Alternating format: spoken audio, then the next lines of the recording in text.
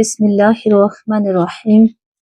معزز سامعین و سامعات، السلام علیکم ورحمۃ اللہ وبرکاتہ۔ امید ہے کہ آپ سب خیر و عافیت سے ہوں گے۔ اللہ رب العزت سے دعا ہے کہ وہ آپ کو خوش رکھے، آباد رکھے۔ پیارے عزیزو، آئیے گا آج ایک بہت ہی مختصر سا عمل ہے، اور جو کہ بولنے میں کہنے میں بڑا آسان ہے لفظوں میں، اور اس کی فضیلت بے شمار ہے۔ اور ان دو کلموں کی فضیلت اللہ رب العزت کی بارگاہ میں اتنا مقبول ہے کہ رب تبارک و تعالیٰ اگر کوئی اسے پڑھنے لگے تو اس کے لیے بہت آسانیاں پیدا کر دیتا ہے اور بہت زیادہ اس کی مدد فرماتا ہے۔ یہ نام مبارک، یہ تسبیح یعنی فاطمہ کی تسبیح۔ تو پیاری عزیزو، فاطمہ کی تسبیح کا ذکر کرنے سے پہلے آپ کو ایک اور کلمہ جو بہت ہی پیارا ہے اور بہت زیادہ وزنی ہے،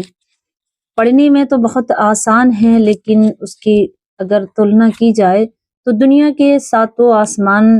ساتوں زمین، ساتوں بیچ کا خلا ہے، تمام کو خلے کو خالی کر کے بھی اسے بھرنا چاہیں تب بھی اس کا ثواب، اس کی نیکیاں نہیں بھری جائیں گی، اتنا بڑا ہے اس کا ثواب۔ اللہ رب العزت جانتا ہے کہ اس کا کتنا ثواب ہے۔ تو پیاری عزیزو، ہمیں اس عمل کو کم سے کم دن میں 3 مرتبہ کر لینا چاہیے، اور یہ جو چوتھا کلمہ ہے اس کلمے میں یہ کلمے آتے ہیں، اس کلمے میں یہ چند الفاظ آتے ہیں: لا الہ الا اللہ وحدہ لا شریک لہ، لہ الملک ولہ الحمد وہو علی کل شیء قدیر۔ پیارے جو اس کلمے کو پڑھنے والا اللہ تبارک و تعالیٰ کے نزدیک کتنا مقبول ہوتا ہے کہ جو بھی وہ دعا مانگے، جو وہ سوچے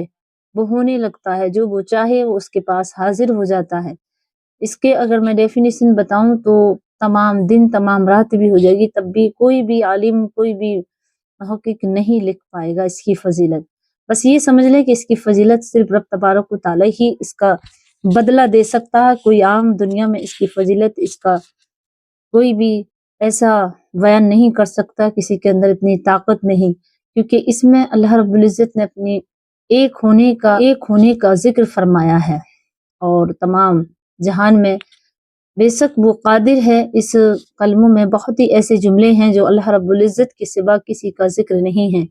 اور وہ واقعی میں ہر چیز پر قادر ہے، ہر چیز اس نے بنائی ہے۔ تو جو اس کلمے کو پڑھے گا، اللہ تبارک و تعالیٰ زمین، آسمان، تمام دنیا سے بھی بڑھ کر، یہاں سمجھ لیں کہ جو اللہ رب العزت کی میزان ہے اسے بھر کر نیکیاں دے گا۔ اس کے پڑھنے والا دنیا میں عزت کی نگاہوں سے دیکھا جائے گا، بادشاہ کے سامنے جائے گا تو بادشاہ مہربان ہوگا، اگر فقیر ہو تو غنی ہو جائے گا، اگر محتاج ہے تو اللہ تبارک و تعالیٰ اسے غیب سے مدد فرمائے گا۔ اگر وہ فاقے کرنے والا ہے، یعنی فقیر اسے بھی کہتے ہیں جو مال سے محتاج ہوتا ہے، اور فقیر اسے بھی کہتے ہیں کہ مال بھی ہو لیکن پھر بھی اس کے پاس کچھ نہیں، وہ کسی چیز سے مطلب نہیں رکھتا، اللہ تبارک و تعالیٰ اپنا قرب خاص حاصل کراتا ہے۔ وہ اتنا قریب ہو جاتا ہے کہ دنیا کی محبت اور مال و زر اس کے سامنے ہیچ ہوتا ہے، کوئی اس کی اصل نہیں ہوتی سوائے رب کی ذات کی۔ تو پیاری ہے جو اس کلمہ کا ضرور آپ ورد کریں۔ اس کلمے کو پڑھنے والا ایمان کے ساتھ جائے گا، یعنی جب اس کی موت کا وقت قریب ہوگا تو ایمان کے ساتھ وہ دنیا سے رخصت ہوگا۔ دنیا میں اس کے ساتھ جو رہے، جو وہ چاہے وہ تو ہو گئی، لیکن اسے اتنا نوازے گا اللہ تبارک و تعالیٰ کہ دنیا میں اس کا نام اس طرح لیا جائے گا جیسے کوئی کسی بڑے بزرگ یا بڑے عالم دین کا لیا جاتا ہے۔ اس کلمے کو پڑھنے والے کا اتنا بڑا مقام ہو جاتا ہے، اللہ اسے عزت بھی، دولت بھی، علم بھی، تمام چیزیں اسے عطا فرما دیتا ہے۔ پیاری عزور، کتنا آسان کلمہ ہے، لا الہ الا اللہ وحدہ لا شریک لہ، لہ الملک ولہ الحمد وہو علی کل شیء قدیر۔ پیاری عزور، اس میں ایک جملہ جو لاسٹ میں ہے، جو آیت ہے وہو علی کل شیء قدیر۔ اگر آپ گاڑی دیکھیں، کبھی ایسا ہوتا ہم کسی کا خوبصورت گھر دیکھ لیتے ہیں، کسی کی خوبصورت کوئی گاڑی دیکھ لیتے ہیں، کسی بھی خوبصورت چیز اور وہ پسند آ جائے آپ کو، اور بہت زیادہ اسے دل یہ کہے کہ کاش یہ میرے پاس ہوتا، کاش یہ مجھے مل جاتا، تو آپ کو اس وقت یہ آیت کریمہ پڑھنی ہے، وَهُوَ عَلَى كُلِّ شَيْءٍ قَدِيرٌ۔ بے شک وَهُوَ عَلَى كُلِّ شَيْءٍ قَدِيرٌ، اور وہ قادر ہے ہر چیز پر۔ انشاءاللہ آپ کے دل میں جو تمنا ہے، جو اسے دیکھ کر دل میں ایک پیدا ہوا جذبہ کہ یہ کاش میرے پاس بھی ہوتی، تو انشاءاللہ وہ چیز آپ کو دنیا میں جب تک آپ رہیں گے، جب تک فوت نہیں ہوں گے، انشاءاللہ اللہ آپ کو وہ چیز عطا ہوگی، کیونکہ آپ نے وہ آیت کریمہ پڑھی ہے جو اللہ کے طرف اشارہ کرتی ہے۔ ویسے تو تمام چیزیں اسی کی بنا ہوئی ہیں، لیکن اس وقت جب آپ نے وہ چیز دیکھی تو دل میں صرف یہی خیال آیا کہ اللہ تو ہی دے سکتا ہے، یعنی وَهُوَ عَلَى كُلِّ شَيْءٍ قدیر، یعنی کہ اللہ تو ہی اسے عطا کر سکتا ہے۔ اسے اس طرح بھی پڑھ سکتے ہیں ان اللہ علی کل شیء قدیر، اگر اکیلا پڑھیں اسے تو اس طرح پڑھیں گے ان اللہ علی کل شیء قدیر، لیکن اگر ہم اس کلمے کے ساتھ پڑھیں گے تو اسی طرح پڑھیں گے لا الہ الا اللہ وحدہ لا شریک لہ لہ الملک ولہ الحمد وہو علی کل شیء قدیر۔ یعنی جو یہ چوتھے کلمے میں یہ کلمہ ہے، چوتھے کلمے کے ساتھ جڑا ہوا ہے، اس کے یہ چند الفاظ، چند کلمے ملا ہوئے ہیں، تو آپ اسے دیکھ سکتے ہیں، جو کہ چوتھا کلمہ میری دینی بہنوں کو اور بھائیوں کو بہت آسانی سے یاد ہو جاتا ہے۔ 5 کلمے ہر مدرسے میں ہر طالب علم کو سکھائے جاتے ہیں، تو چوتھے کلمے کے یہ الفاظ ہیں، تو آپ اسے پڑھنا نہ بھولیں، کم سے کم 3 مرتبہ، اور زیادہ سے زیادہ اگر پڑھنا چاہتے ہیں تو ایک تسبیح اگر معمول بنا لیں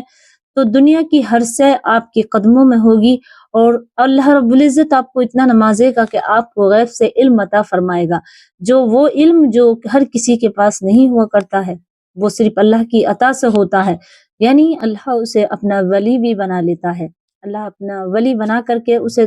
دونوں جہان کی نعمتیں عطا کر دیتا ہے، جیسے کہ آنکھ بند کی اور تمام جہان کو دیکھ لیا، تو اس طرح اللہ رب العزت اسے رتبہ، اسے علم عطا فرماتا ہے۔ تو اس کلمے کا ورد ضرور کیجیے گا، یہ کلمہ بہت ہی زیادہ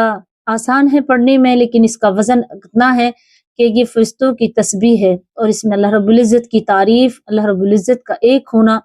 فرمایا ہے۔ تو پیاری عزیزو، اس کلمے کی آخری جو آیت ہے وَهُوَ عَلَى كُلِّ شَيْءٍ قدیر، تو اسے اس طرح بھی پڑھ سکتے ہیں ان اللہ علی کل شیء قدیر، کیونکہ اللہ بے شک اللہ ہر چیز پر قادر ہے۔ تو آپ جب بھی کوئی اچھی چیز دیکھیں، جو کوئی چیز پسند آ جا، تو یہ کلمہ پڑھیں تو اللہ تبارک و تعالیٰ وہ چیز آپ کو ضرور نوازے گا انشاءاللہ۔ آئیے گا وہ تسبیح کون سی ہے جو بہت زیادہ زبان سے آسان ہے، لیکن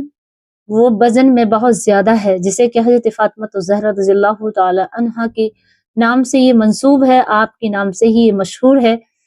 حضرت فاطمہ الزہرا اس تسبیح کو پڑھتی اور آپ کی تمام تھکاوٹ دور ہو جایا کرتی، جیسے کہ حضرت فاطمہ الزہرا کے لیے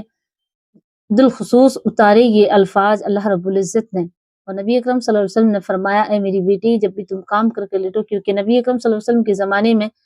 اور آپ کی بیٹی کے زمانے میں بھی ہر گھر میں نوکرانی رہا کرتی تھی، لیکن حضور حضرت فاطمہ الزہرا کے گھر کوئی نوکرانی نہیں، تو آپ تھک جایا کرتی اور اپنے والد سے کہا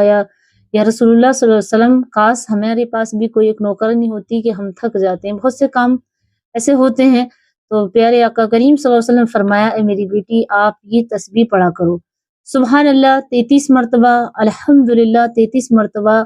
اور اللہ اکبر 34 مرتبہ، انشاءاللہ اللہ تبارک و تعالیٰ آپ کی خدمت میں فرشتے نازل فرمائے گا، اور آپ کی تمام رات وہ حفاظت کریں گے، اور آپ کی بہت زیادہ